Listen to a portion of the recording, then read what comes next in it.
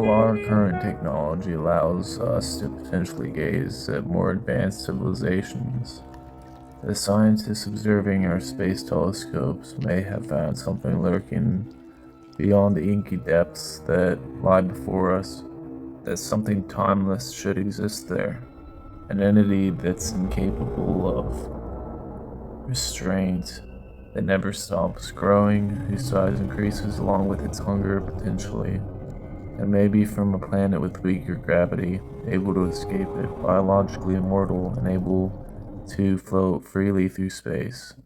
They could absorb energy from the sun, consuming entire asteroids for minerals and protein. In theory, it is possible to have a life form based on silicon, though it's hard to conceptualize what form of life that would take. If it would be familiar to us at all as life, a non-biological option for these technosignatures could be a machine-based civilization, not quite to type 2, as what's been observed can only be described as an object in front of the sun. So whatever object would be large enough to block out all that light would have to be a very advanced artificial object or technological in origin. And if this is the case, it'd have to be an advanced race, far in excess of our own in capabilities. Though this is all highly theoretical, it would likely be machine-based, as they've had longer and more time to develop their technologies and likely have been replaced with machines or other timeless biological entities that don't see the effects of aging. These biological amalgamations, or technological at that, could be so advanced that they could visit us potentially in the future.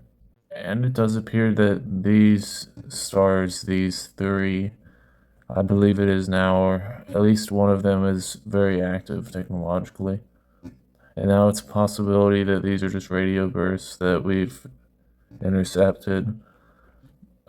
NASA is very due diligent and they do their work to rule out anything, especially alien origin, but it's fun to experiment and hypothesize with what's been found so far, as there's really no overarching rules to what can exist in the galaxy, or existence simply is, and these entities just go on existing regardless of the passing of time, and also consuming the nearby planets, and it would be estimated that these structures that they've achieved in size would have to be proportional to the dematerialization of multiple planets in their system and the reuse of those materials towards something else. I mean, such a large object, large enough to block out a substantial amount of sunlight, would have to require a tremendous feat of civil engineering of some sort.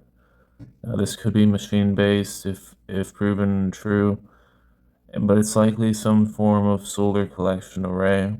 At least that's what's been theorized by the researchers in this paper, the Project Hephaestus. And this research hopes to obtain the answer to what this data has collected so far, with closer observations shedding more light and detecting these radio signals that have run errant from these star systems, but it's been narrowed down from 7 to around 3. 3 very potential targets, possibly one very anomalous target star displaying these sorts of anomalous characteristics. That can be indicative of Dyson array. At least something's blocking the sunlight, and that's for sure. But it's also giving away waste heat, which is an indication that the sunlight's being partially utilized while it's being obstructed or absorbed by something solid.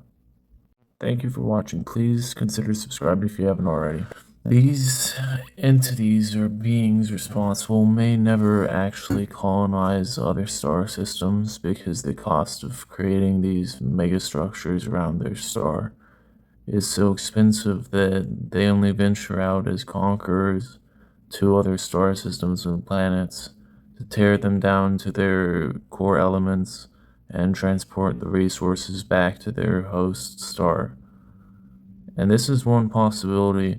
It would be a very dark fate for the universe, but it's always another possibility out there of the Destroyer, and the Dark Forest hypothesis, that something out there is just taking apart planets, and I would say it's likely that that's the case. We ourselves would do the same if we were advanced enough in technology. Now, since this paper's initial release, there's been many attempts to debunk the idea that a Dyson sphere would ever be a feasible megastructure to build, as even for an advanced alien society, the materials required are astronomical, to say the least. Absolutely unfathomable and out of realm of what we can conceptualize almost, considering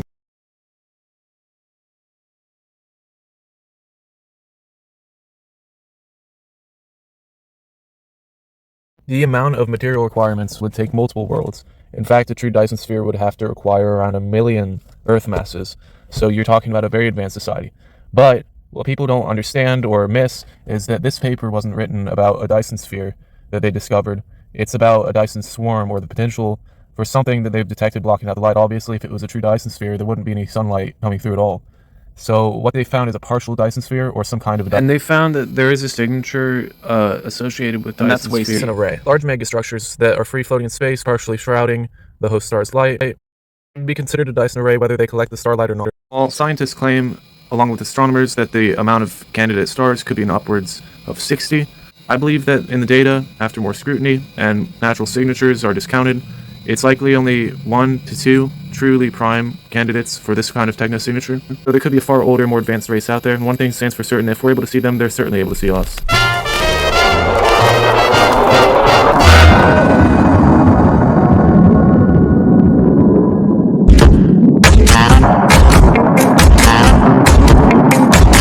Thank you all for watching.